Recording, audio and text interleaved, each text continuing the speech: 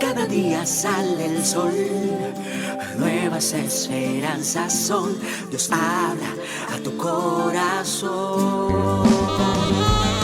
sanándote, alimentando tu vida con bálsamo de vida, con bálsamo de vida, bálsamo de vida. Bálsamo de vida con Rosemary Reed. La Biblia narra una historia muy interesante sobre Jacob. Desde antes de nacer, su vida estuvo marcada por lo sobrenatural, ya que una profecía reveló cuál sería su destino. Esta profecía fue dada a su madre y desde ese momento se supo que Jacob tendría un camino único y muy especial. Esto lo podemos encontrar en el capítulo 25, versículos del 23 al 26 del libro de Génesis. Que la gracia y el favor de Dios repose sobre tu vida y de igual manera sea extendida a toda tu familia.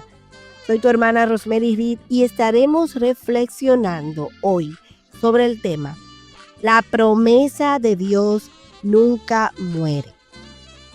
Resumiendo la historia de Jacob, sin duda era un hombre cercano a Dios. Había escuchado su voz, recibido sueños proféticos, construido altares y hecho promesas. Fue testigo de cómo Dios lo protegió de su hermano Esaú, lo prosperó en la casa de Labán y le guió de regreso a la tierra de sus antepasados. Jacob llevaba consigo promesas eternas.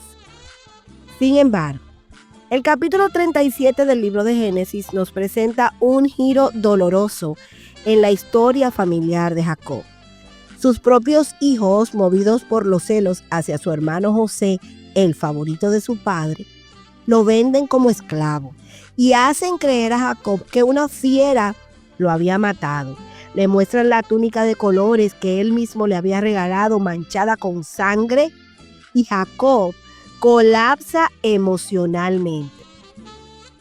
Textualmente, Génesis 37, en los versículos 34 y 35 dice: Entonces Jacob rasgó sus vestidos y puso cilicio sobre sus lomos y guardó luto por su hijo muchos días. Y se levantaron todos sus hijos y todas sus hijas para consolarlo, mas él no quiso recibir consuelo. Y dijo: descenderé enlutado a mi hijo hasta el Seol. Y lo lloró su padre. Este versículo nos ofrece una mirada profunda al corazón destrozado de un padre. Sin embargo, más allá de la tristeza natural por la pérdida de su hijo, que obviamente debió ser bastante grande, lo que destaca aquí es la reacción espiritual por parte de Jacob. Este era el mismo hombre que había visto ángeles subir y bajar en Betel, que había escuchado la voz de Dios, que había hecho pactos con el Altísimo. Pero frente a esta pérdida no hay oración, no hay búsqueda, no hay consulta, solo existe dolor, duelo y un profundo silencio. Durante este tiempo, Jacob vivió en un estado de dolor constante. Su corazón estaba atado al recuerdo de José. Su alma enlutada. No dejó de creer en Dios, pero dejó de buscarlo. No renegó de sus promesas, pero se apagó su esperanza. Seguía siendo el patriarca, seguía siendo Israel, pero ya no tenía el gozo de la comunión con Dios como antes. El dolor había nublado su visión espiritual. Eso me hace enfatizar en una frase que leí en estos días que dice: la promesa no desaparece, pero el gozo se puede extinguir. Es importante destacar algo aquí. El enemigo no pudo quitarle a Jacob la promesa que Dios le había dado, porque lo que Dios dice permanece para siempre. Pero sí logró robarle algo valioso: su gozo, su fe operativa, su hambre de seguir oyendo a Dios. Y este es un patrón que aún hoy en día se repite. Muchas personas viven temporadas de profunda comunión con Dios, reciben palabra, promesas, visiones, pero luego enfrentan una pérdida, una traición, un momento inesperado de dolor, y eso los lleva al silencio. dejan de orar, dejan de consultar, dejan de esperar. El alma se les apaga y aunque la promesa sigue viva, ellos viven como si hubieran muerto. Jacob nunca negó a Dios, nunca blasfemó, nunca dijo que la palabra no era verdadera, pero el dolor se convirtió en un velo que oscureció su fe práctica. Y así, muchos creyentes hoy no reniegan de Dios, pero han dejado de esperar. Saben que Él prometió, pero ya no buscan más. Se han resignado al Seol emocional. ¿Por qué Jacob no consultó a Dios? Y aquí surge una de las preguntas más inquietantes del relato. ¿Por qué Jacob no fue a Dios con su dolor? ¿Por qué no buscó una revelación directa? ¿Por qué no consultó como lo había hecho antes? Bendito sea el nombre de Dios. La Biblia no responde explícitamente esta pregunta, pero nos deja pistas. El dolor tiene el poder de bloquear la percepción espiritual si no es llevado a los pies de Dios. El desánimo es uno de los enemigos más sutiles y peligrosos de la fe, porque no se presenta como rebelión, sino como resignación.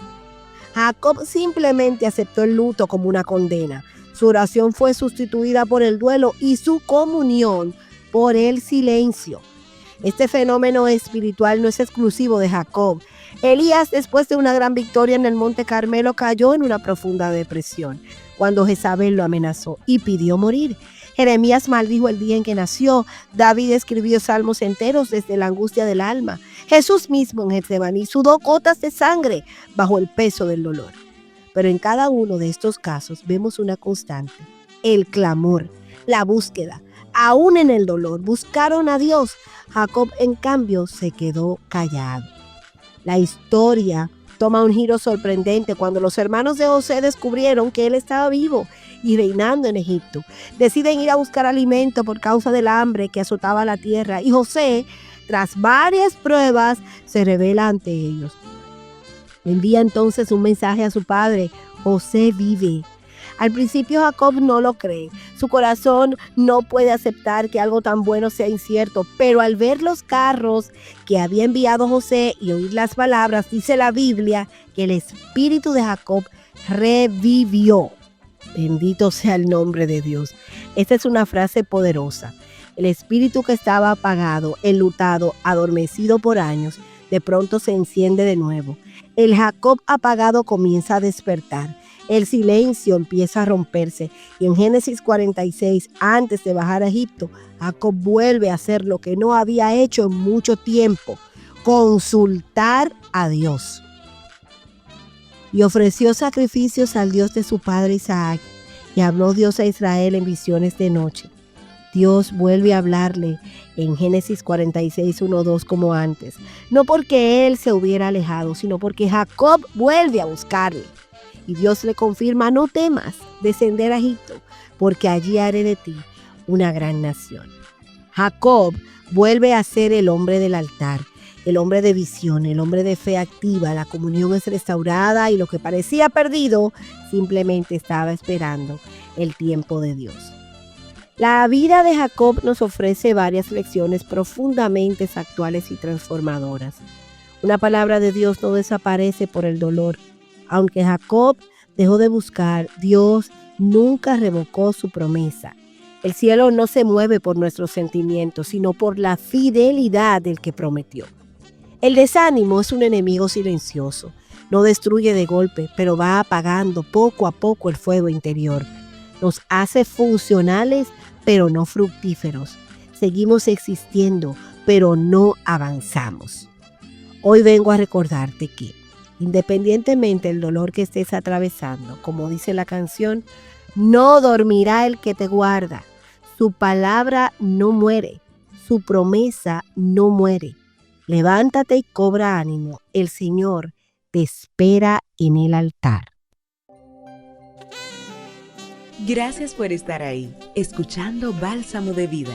Si estas palabras han edificado tu vida, escríbenos a balsamodevidareflexiones@gmail.com y síguenos en nuestras redes sociales. Reflexiones Bálsamo de Vida. Que su gracia te cubra en este día.